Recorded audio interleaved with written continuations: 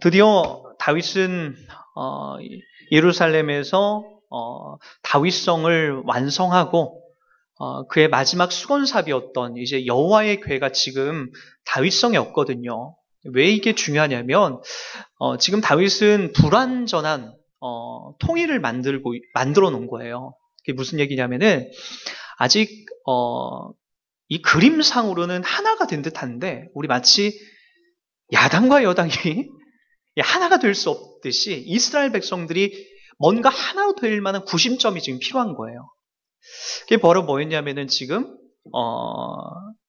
이 바알 레유다로 빼앗겨간 그곳에 있는 이 여호와의 궤를 이 예루살렘 다윗성으로 와서 바로 이스라엘의 그 모든 신앙을 이제 하나로 묶어 놓는데 집중하려고 했던 거죠.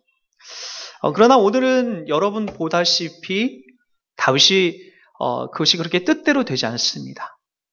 그에 앞서서 왜 그 바알 레유다로 이 발음도 어려운데 그곳에 이 법궤가 그곳으로 이제 가게 됐을까요? 우리 그것부터 먼저 한번 확인을 해봐야 됩니다. 법궤를 이스라엘이 먼저 빼앗겼죠. 사무엘 상 4장에 보면은 블레셋과의 전쟁에서 그들이 법궤를 가지고 전쟁터에 나가게 됩니다. 왜 그랬을까요?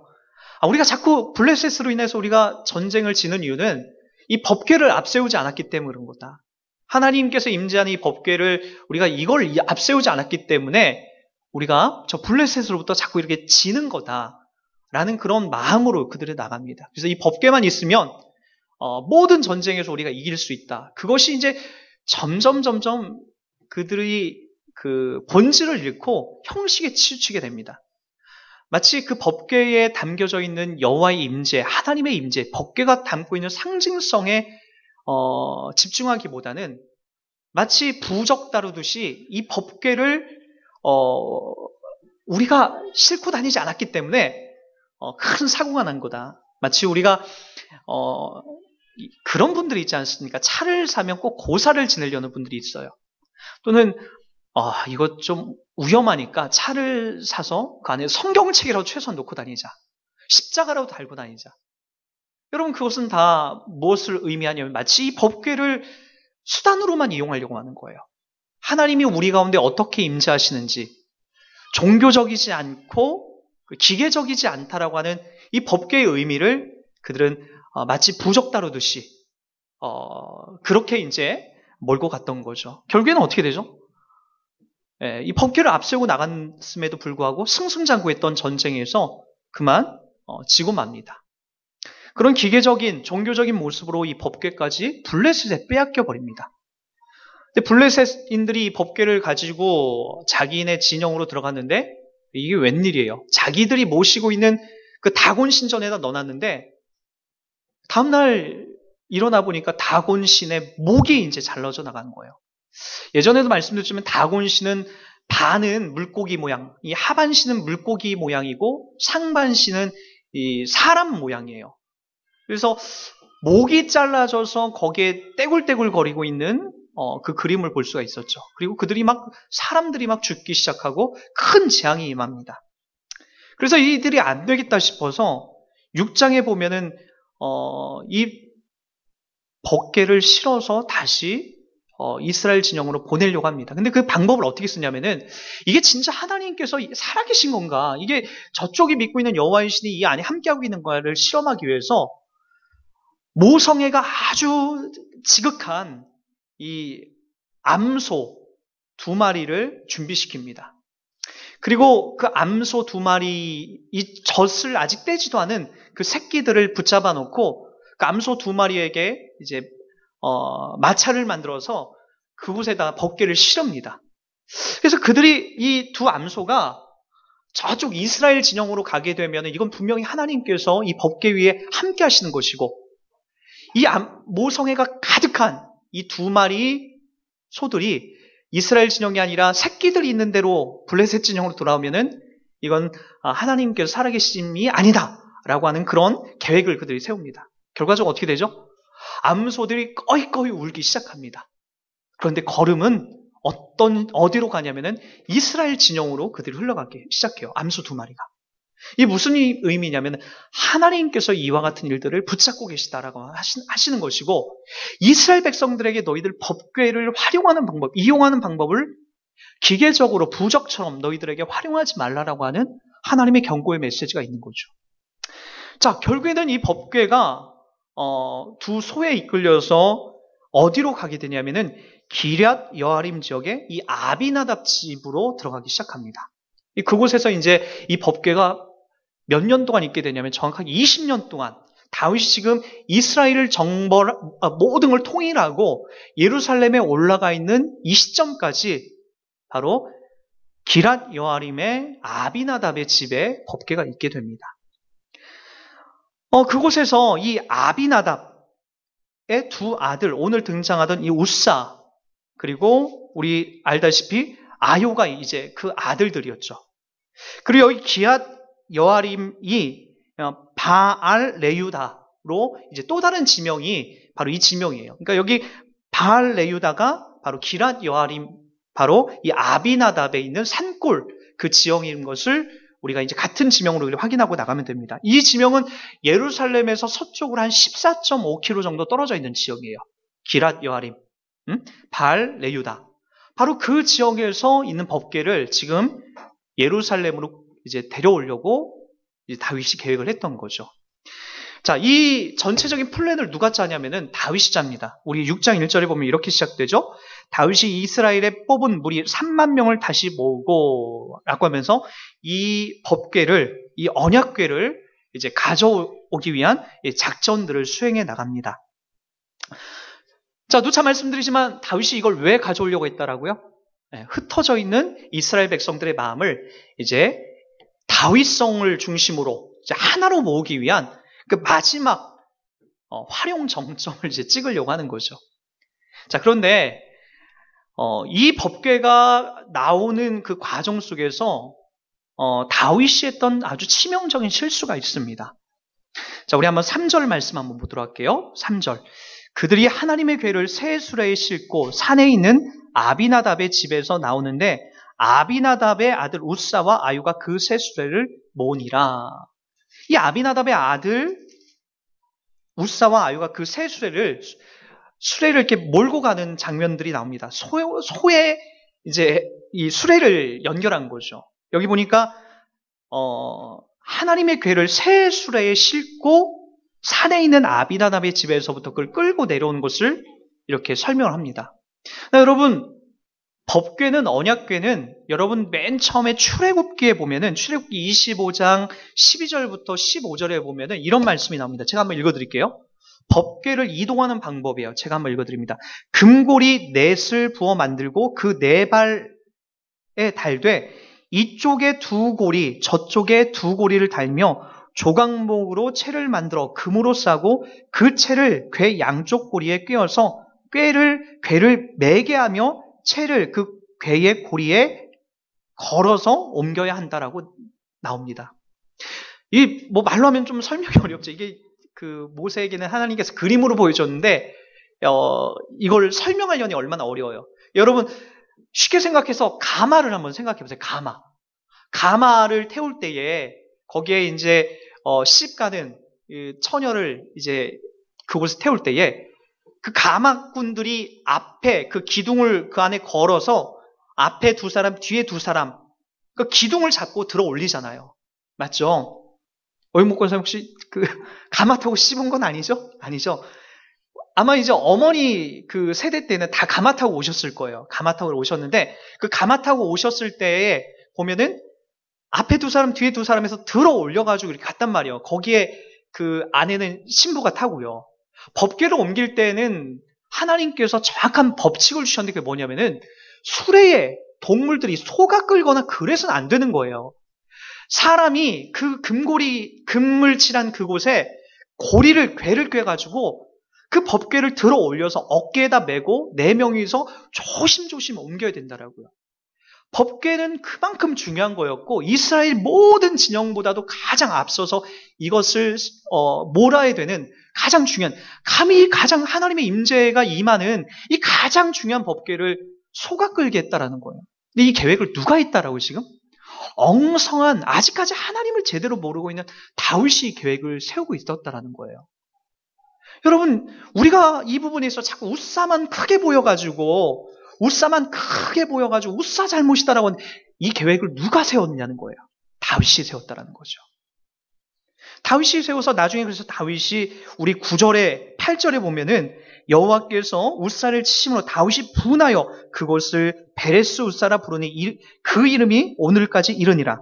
다윗이 그날에 여호와를 두려워하여 이르되 여호와의 괴가 어찌 내게로 오리오 하고, 하나님을 두려워하고 분노하고 자기 자신의 이 어리석음을, 이 하나님의 법궤를 어리석게 옮겼음에 대해서 후회하고 자책하고, 감히 저 법궤가 어떻게 나한테 올 수 있을까, 이 다윗성으로 들어올 수 있을까에 대한 이 불안한 내용을 지금 담아내고 있는 거죠. 그만큼 이 법궤가 상징하는 것이 그만큼 중요하게 그래요. 여러분, 법궤가 상징하는 의미가 뭐죠? 법궤 안에는 뭐가 들었죠? 이 언약궤 안에는 제가 예전에도 여러분에게 설명해드린, 거기에는 3가지가 들어가 있어요. 세 가지가 바로 아론의 쌍난 지팡이, 아론이 들었던 이 쌍난 지팡이가 그 안에 들어있고, 십계명 돌판이 그 안에 들어있어요. 그리고 만나 항아리가 그곳에 들어가 있죠. 여러분, 법궤 안에 들어있는 이 3가지가 여러분 거룩한 것처럼 보입니까? 여러분, 아론의 쌍난 지팡이는, 이 지팡이가 성경을 상징하는 것은 인간이 하나님이 아닌 이 자기 힘을 의지하겠다라고 하는 그런 뉘앙스로 많이 등장합니다. 그러니까 하나님을 의지한다라고 하는 의미보다는 이 지팡이의 힘을 내가 의지하여 빌려 나가겠다라고 하는 그런 의미로 많이 이제 등장한다는 거예요. 2번째, 십계명 돌판이에요. 십계명 돌판도 여러분 그렇게 하나님이 써준 돌판은 모세가 한번 깨쳐버리고요. 본인이 다시 올라가서 시내산에 올라가서 십계명 돌판을 기록을 해서 가지고 내려오죠. 그리고 십계명은 율법을 상징하고 인간이 지킬래야 담아낼 수 없는 그런 인간의 한계점이 드러나는 것이 이 십계명 돌판이죠. 3번째, 만나 항아리입니다. 하늘에서 떨어진 만나 항아리. 그러나 이 만나 항아리 때문에 인간은 자기의 욕망과 한계를 드러내는 것에 아주 많이 노출이 됩니다. 안식일 날은 걷지 말라라고 하는 것을 걷어가서 그들이 실패하는 그림들을 보여지고요. 그래서 이 만나가 썩어 문드러지는 그런 그림도 보여지게 됩니다. 인간이 실패하는 자리예요. 그것이 어디에 들어가 있다라고요? 법궤 안에. 그리고 그 법궤 위에 뭐가 있죠? 그게 더 중요합니다. 법궤 위에 천사가 이쪽 날개를 펴고 그 법궤 위를 덮고 있습니다. 그리고 더 중요한 거는 대제사장은 마지막 속죄일에 1년에 한 번 있는 거예요. 가장 이스라엘 백성들의 가장 중요한 날이 대속죄일에 바로 대제사장이 성소 안에 더 들어가는 1년에 한 번만 들어갈 수 있는 저 지성소 안에 들어가서 그곳에 어린 양의 피를 뿌려서 그 천사의 날개 위에 피를 뿌려서 그 피가 이 아론의 쌍난 지팡이 십계명 돌판 만나항아리가 있는 그곳을 피가 뚝뚝뚝뚝 떨어지게 하죠. 그래서 그 법궤 안에 그 통을 덮는 역할이 바로 이 법궤가 가장 중요한, 이 지성소에서 벌어지고 있는 가장 중요한 일이에요. 근데 여러분, 그렇게 중요한 이 법궤가 하나님께서 그래서 동물들이나 누구에 의해서 이것이 옮겨져서도 안 되고 사람에 의해서, 그것도 고라 자손에 의해서만, 레위인들 중에서 특별히 구별된 사람들에 의해서만 이것을 짊어지고 이동해야 되는데도 불구하고 다윗은 이 수레를 만들어서 여기 소에 의해서 그것을 끌어오게끔 한 이 장면이 얼마나 그것이 불경했고 다윗이 갖고 있는 얼마나 이 성급한 야욕이 드러나는지는 우리는 볼 수가 있다는 거예요. 결과적으로 이 이름 때문에 이 타작마당에 이르러서, 여기 보니까 타작마당에 이르러서 그곳에서 이 나곤의 타작마당에 이르러서 그곳에서 이 소가 뛰는 바람에 그것을 붙잡았던 웃사가, 이 법궤를 만졌던 웃사가 그 자리에서 이제 죽게 되는 이 아주 비참하고 가슴 아픈 일이 벌어지기 시작하는 거죠. 문제는 그것을 잡은 것도 문제였지만 바로 하나님의 계획과 뜻에 전혀 하나님이 원하는 그 규칙과 원칙에 그것에 맞지 않고 인간의 욕망과 욕심에 의해서 그것을 옮기려 했던 그 실패의 그림을 우리는 확연하게 볼 수 있다는 겁니다. 자, 예수님께서 이 땅에 오셨을 때 이렇게 중요했던 1년에 한 번만 대제사장이 저 법궤 안에 들어가서 피를 뿌려서 이스라엘 백성들 대속죄 일에 속죄하는 그것이 예수님께서 십자가에 못 박혀 죽으실 때에 지성소와 성소에 있는 회막이 갈라집니다. 여러분 다 아시죠? 예수님이 죽으실 때 성소와 지성소에 있는 그 법궤에 있는 그 자리에 회막이 갈라져요. 더 이상 아론의 쌍난 지팡이, 십계명 돌판 만나가리 그 위에 피를 뿌리는 행위가 더 이상 이제 그런 일들을 안 해도 된다는 의미 속에서 그것이 갈라진 거예요. 더 이상 이 성소 안에서 우리의 죄가 대속해지거나 우리가 씻겨지거나 그러지 않다라는 거예요. 오직 이제는 예수 그리스도께서 이 땅에 오셔서 십자가에 피 흘려 죽으셔서 그 피를 통해서만 우리가 씻어진다라고 하는 그 은혜를 이제 이야기하기 위해서 이제 구약의 등잔이 법궤가 사라지기 시작하는 거죠. 그러나 여러분 이제 우리가 더 중요하게 바라보며 나가야 될 것이 있습니다. 구약 백성들이 이 법궤 속에서 앞으로 오실 예수를 신뢰하면서 그 예수의 예표를 바라보면서 그들이 그 안에서 대속함을, 죄속함을 얻고 하나님 백성으로 부름받았다면 이제 우리들에게 주어져 있는 자리는 어떤 자리일까요? 여러분이 법궤가 그 누구도 만져서도 안 되고 동물에 의해서도 옮겨져서 안 되고 정확하게 레위 자손, 그것도 고핫 자손에 의해서 정확하게 어깨에 짊어지면서 그런 법칙으로 그것이 옮겨져야 되는 이 중요한 자리였다면 지금 우리에게 있는 예수 그리스도 더 정확하고 더 오류가 없으신 그리고 그분이 제시해 주신 방법대로 우리가 이 땅을 믿고 살아가야 되는 존재가 되어야 되지 않을까요? 우리 이 부분을 이해하기 위해서 우리 마태복음 7장으로 한번 가보시기 바랍니다. 7장 21절부터 23절까지 같이 한번 읽어보도록 하겠습니다. 나더러 주여 주여 하는 자마다 천국에 들어갈 것이 아니요 다만 하늘에 계신 아버지의 뜻대로 행하는 자라야 들어가리라. 그날에 많은 사람이 나더러 이르되 주여 주여 우리가 주의 이름으로 선지한 노릇을 하며 주의 이름으로 귀신을 쫓아내며 주의 이름으로 많은 권능을 행하지 아니하였나이까 하리니 그때에 내가 그들에게 밝히 말하되 내가 너희를 도무지 알지 못하니 불법을 행하는 자들아 내게서 떠나가라 하니라. 우리 아주 중요한 본문을 보고 있습니다. 여기서 어떤 큰 기적과 이적이 잘못됐다 잘됐다 그 얘기를 하려는 게 아닙니다. 우리가 믿다 보면 우리들 가운데 큰 이적도 나타날 수 있습니다. 그러나 오늘 성경에서 말하려고 하는 핵심적인 요인은 그것을 했다라고 해서 너희들 하나님의 자녀다. 너희들 신비한 일들을 행하고 그것을 이렇게 나타났다고 해서 너희들이 하나님의 자녀다. 라는 것에 대해서 오늘 성경이 동의하지 않는다는 거예요. 우리도 잘 알고 있지만 과거에 그 예수님을 믿지 않으면서도 아니 믿었다가 그 이후에 자기를 믿어라 또 내 능력을 믿어라 라고 하면서 자칭 자기가 재림 예수다라고 하면서 큰 이적과 능력으로 이 땅을 호령했던 많은 사람들이 있었습니다. 지금은 그들이 돈을 갖고 있기도 하고 지금은 많은 사람들을 이 어떤 카리스마적인 그런 것들로 끌어들이기도 하고 어떤 큰 자기들만의 방법으로 그것을 이야기하고 있지만 아무리 큰 목소리와 큰 재주와 어떤 큰 이적을 갖고 있다 할지라도 여기 하나님의 자녀가 아니라고 얘기합니다. 왜 그러죠? 여기 이렇게 얘기합니다. 나더러 주여 주여 하는 자마다 천국에 들어갈 것이 아니요 다만 하늘에 계신 내 아버지의 뜻대로 행하는 자라고 합니다. 하늘에 계신 내 아버지의 뜻이 뭘까요? 우리 한번 요한복음으로 한번 가볼까요? 요한복음 6장 한번 보도록 하겠습니다. 6장 27절부터 한번 보도록 하겠습니다. 썩을 양식을 위하여 일하지 말고 영생하도록 있는 양식을 위하여 하라. 이 양식은 인자가 너에게 주리니 인자는 아버지 하나님께서 인치신 자니라. 그들이 묻되 우리가 어떻게 하여야 하나님의 일을 하오리까? 잘 보십시오. 예수께서 대답하여 이르시되 하나님께서 보내신 일을 믿는 것이 하나님의 일이니라 하시니, 그들이 묻되 그러면 우리가 보고 당신을 믿도록 행하신 표적이 무엇이니까? 하시는 일이 무엇이나이까? 기록된 바 하늘에서 그들에게 떡을 주어 먹게 하였다함과 같이 우리 조상들은 광야에서 만나를 먹었나이다.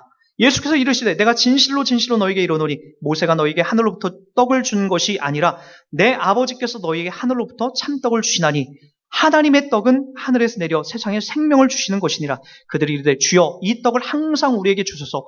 예수께서 이르시되 나는 생명의 떡이니 내게 오는 자는 결코 줄이지 아니할 터이요 나를 믿는 자는 영원히 목마르지 아니하리라.